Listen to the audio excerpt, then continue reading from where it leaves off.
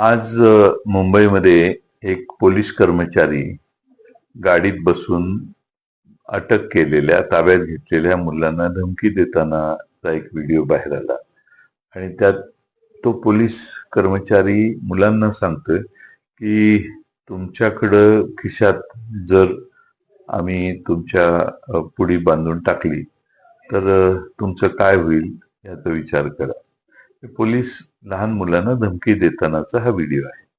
याचा अर्थ मी असा काढतो की ड्रग्सची पुडी खिशात टाकायची आणि मुलांच्यावर खोटा आरोप करायचा आणि त्यांना त्यांचं आयुष्य उद्ध्वस्त करायचं, ही कृत्य पोलीस धमकी देऊन करू इच्छितात.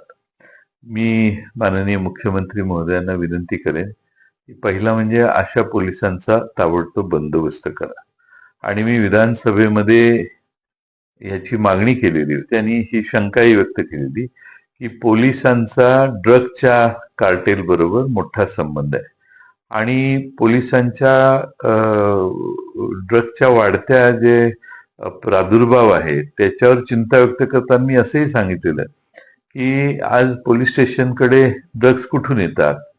माझी पोलिसाला एवढ्या सहजासहजी ड्रग्ज उपलब्ध होऊ शकतात याचा अर्थ पोलिसांच्याकडे ड्रग्ज आहेत असाच त्या वक्तव्याचा अर्थ होतो, कुणीही काढेल.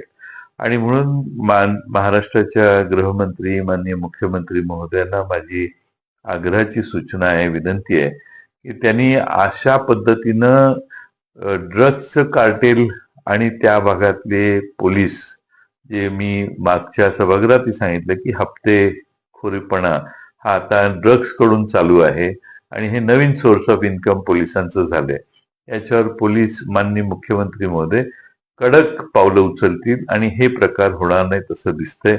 आता पोलिसांचा एखाद्याला घाबरवण्याचा प्रकार हा मुलांच्या बाबतीत आहे, विद्यार्थ्यांच्या बाबतीत आहे, आंदोलकांच्या बाबतीत आहे. तर उद्या सामान्य माणसाची वाट लावायची असेल तर त्या घरात पुढे नेऊन टाकली आणि त्याला अटक केली तरी शक्य आहे.